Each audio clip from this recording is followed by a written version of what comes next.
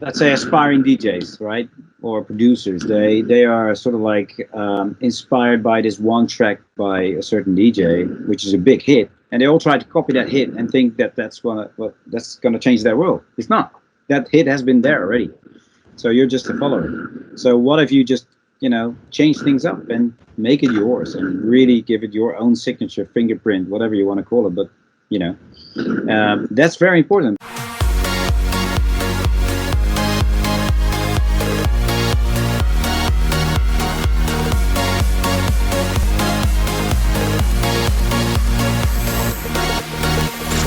Creative Conversations.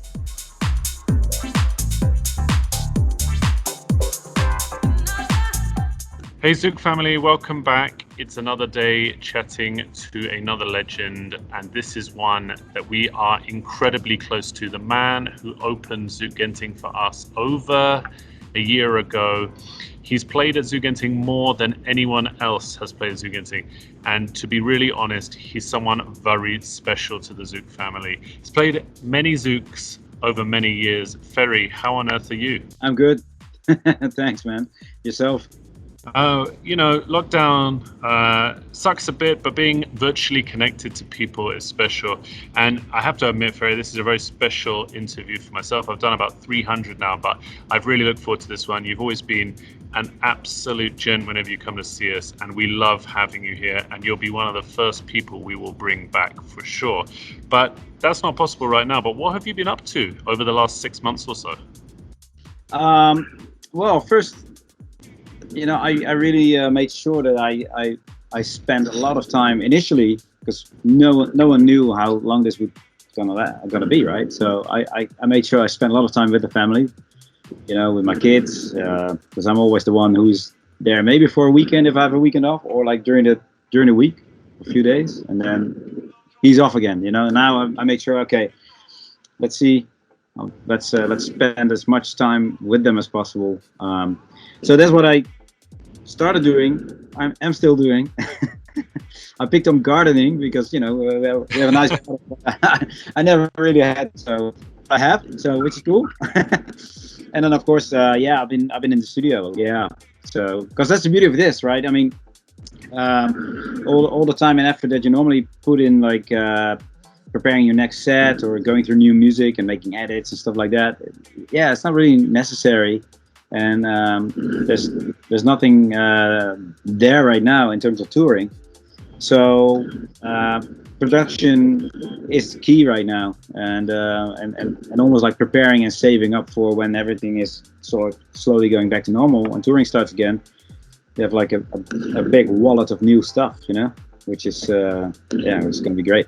You say that there's obviously no time for touring in the physical presence, but you've been very revolutionary and you've actually virtually toured. Because I saw that you played in China. You may not have been there in person, but it was so realistic, I had to double take because I thought you were.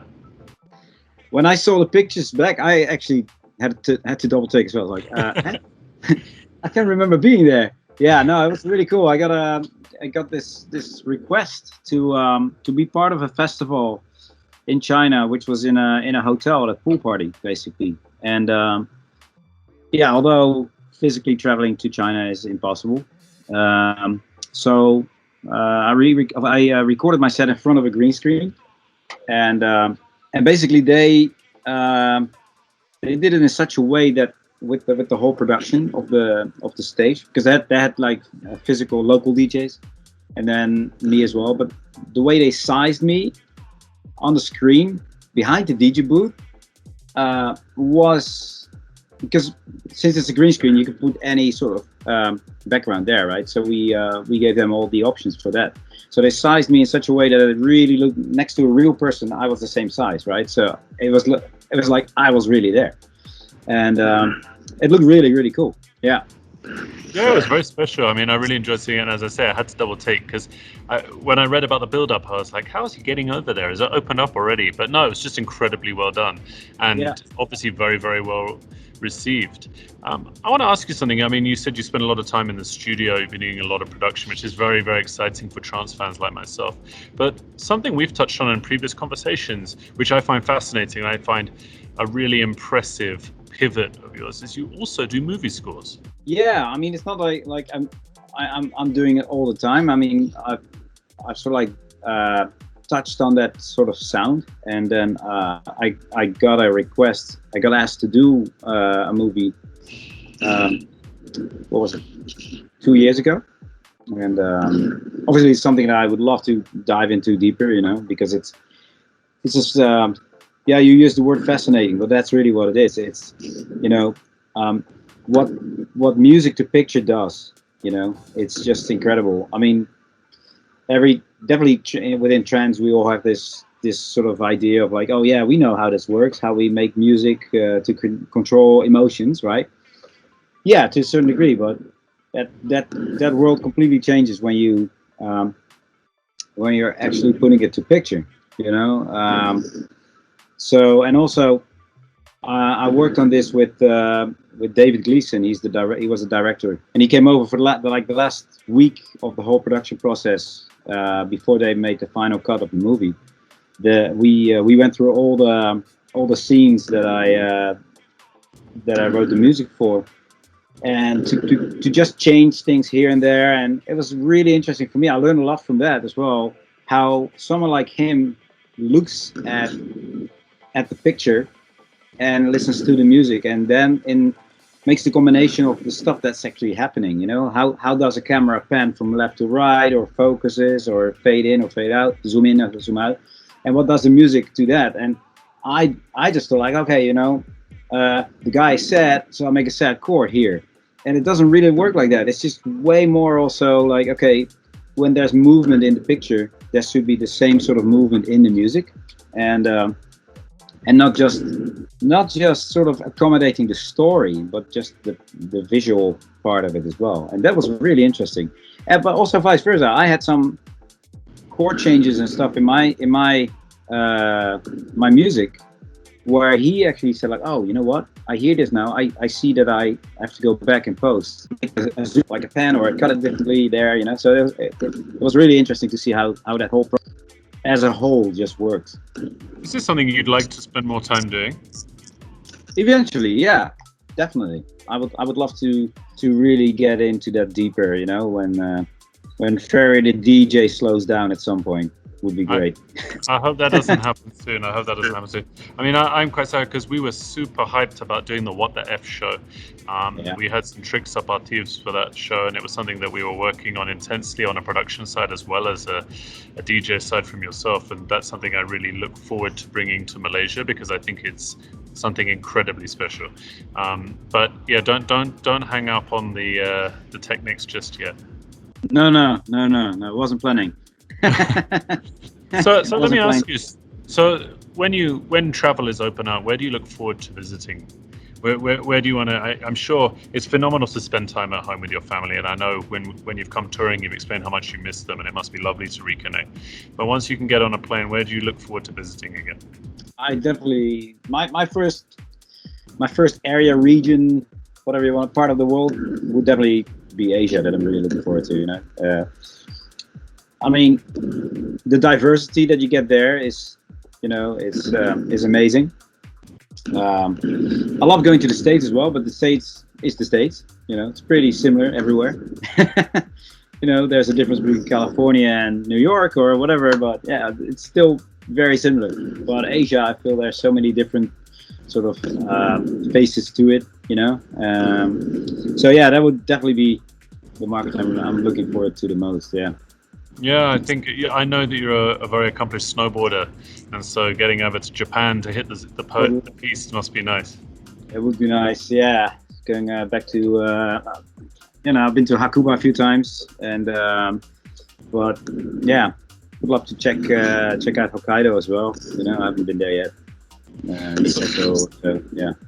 So we always try and keep on the positive with these talks. We just bypassed Mental Health Day worldwide, and I find that music is an incredible accompaniment to loneliness. So, I mean, I've been stuck here for 7 months, but for me, I am not just saying this, Ferry, I listen to a lot of your music a lot. Like Surga is a very strong song for me. It's something I can get lost in and find a lot of positivity from. You must find that music is a great opportunity to help people with these kind of mental health situations? I know that music is very important to a lot of people. I agree. Yeah, I think, it's going back to, let's say, the movie, right? If you watch a movie without the soundtrack, the movie is half as interesting, and so therefore, if you and you listen, let's say you do the other way around, you listen to the soundtrack and not and don't watch the movie, you're way more hit by the emotions than the other way around, right? So, yeah, music is very, very important. It's a universal language almost. Without music, without words, you can say the same thing, to people who don't speak the same language, in a way. And yeah, and I'm a bit of a geek, in the sense that I believe in the whole universe of frequencies and stuff. And music is frequencies, and there can be negative and positive frequencies. And if you are if you know how to sort of like hit the right frequencies with the note you play, the chords you play, all the bells and whistles that go into a production as well, how to enhance that. Yeah, it's just something really special. And there's also so many ways you can listen to music and interpret it. It's just an incredible sort of medium. I've been lucky enough to stand next to you in the booth to look out, and I have to be honest with this. It's the main reason I got into nightclubs in the first place, because I remember walking to Pasha and seeing 1,000 people experiencing something euphoric for even a very short period of time. And no matter how bad your week has been, for that 3, 4, 5, 6 hours, you can escape the problems of the world. And when you've been here multiple times, I stood next to you and looked out and seen people hands in the air, just expressing themselves in a form of joy. And it's phenomenal to allow people to experience that. I find personally that trance is a journey, and it does give you a chance to go into your imagination and really enjoy the moment for 2 or 3 hours. And you see it from the amount of gigs you get worldwide, the amount of people that come to watch you. Your music allows people to do that. Yeah, I mean, it's amazing to see that. And also, I feel like what you said, if you are able to go on the dance floor and escape for a bunch of hours, you had a bad week, and then after that, I feel like you may have sort of reset your mood, and approach problems with a different sort of mindset, or like fresh, like okay. It's amazing some of the comments that I get to some of the songs. People who have been in some of the wars, like Afghanistan and Iraq, and at the time, saying like, oh, when I came back from a mission, I put my headphones on, listen to music, and that just calmed me down, and stuff like that. Or I've been a heavy drug user, and listening to your music has helped me go through rehab and stuff like that. It's amazing what effect that has. And it's not like I'm sitting here in the studio making, let's help the next drug user out. It's not like that. I make the music here that I feel like, okay, this is what it does to me. And as soon as it leaves the studio, it gets alive on its own, right? And that's when tracks really start doing their work. It's not when I'm working on the tracks here. It's what happens after. And that's just amazing to see what that can do to people. Well, as I just said to you, I personally have taken a huge amount of solace in these tricky times through your music, yours, Marcus, Arkham Knight, all of your creations of stuff that bring me joy and also distract me from the troubles of the world. So it's a great effect to have. I wanna pick your brains, Ferry, because we have a very millennial following for Zouk, and a lot of graduates follow this podcast. We always get a request for advice from people, and there might be people who want to venture into this world, whether it's in production, whether it's in DJing, whether it's in entertainment, whether it's in future festivals, future events, which we do hope bounce back. But they're incredibly nervous. They see the world as a challenging place, even more so now. What would be your words of advice to people starting out? Because once upon a time, you were a fresh face out there. What would be your words of advice to them? It's really hard right now, especially now, because the one advice I can give is useless or worthless tomorrow, in the sense that so much is changing, right? But what is there is is online right now. You know, everything's happening online. So I guess an amazing presence online. And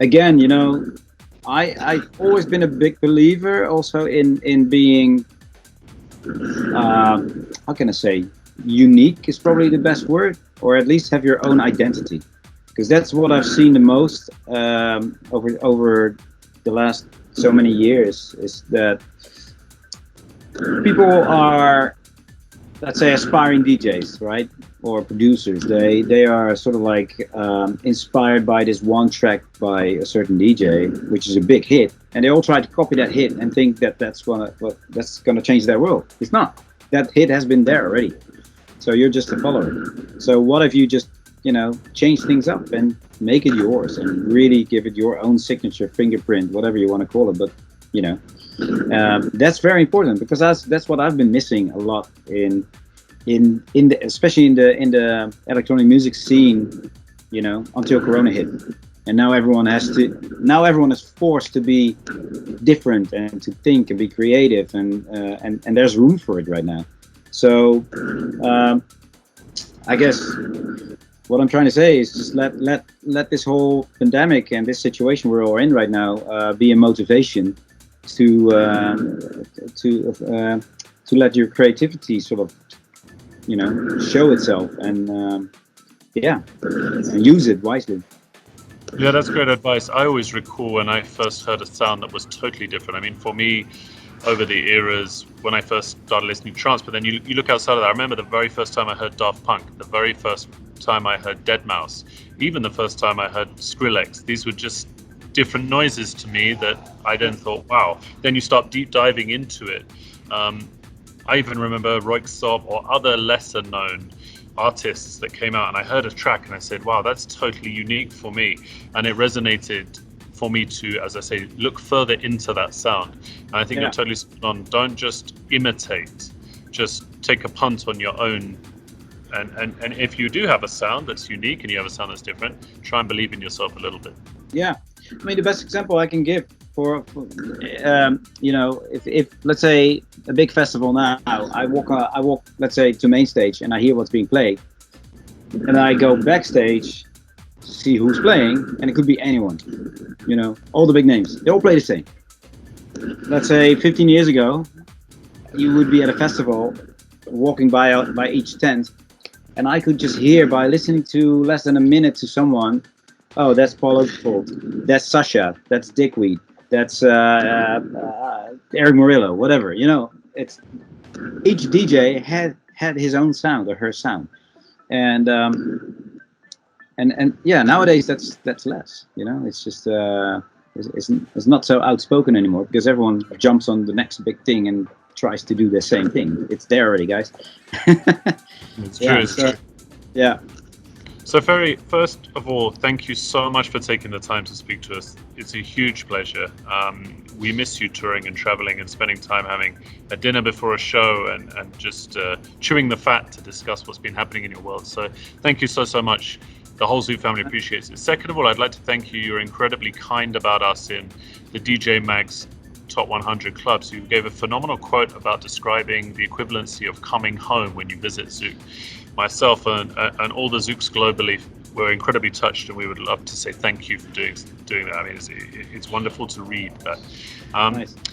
And lastly, please stay safe, yourself, your family, and we really look forward to welcoming you back, not just to Malaysia, but to Singapore, to Vegas, to Zouk Vegas. I know that you're in discussions with them, and it'll be phenomenal to see you back on the trail again. I can't wait. Yeah, it's just I want to say the same thing to the whole Zouk family. Stay safe, guys, and stay motivated, because that's important. And to all the Zouk fans around the world, yeah, I hope to see you all soon again as well. Let's keep hoping that this thing is over sooner rather than later. It's very true, and I must ask, because you did touch on this, when and where can we start to hear the new music? That's gonna come out all on my label Flashover, which then in turn we'll put it on Spotify and all the streaming stuff, and yeah. So, but that's it's all coming out bit by bit over the next months. Yeah, it's quite a bit. Wait. and we'll definitely be repping it. Take care, Ferry. Look after yourself, and thank you once again. Absolutely. You too. Take care.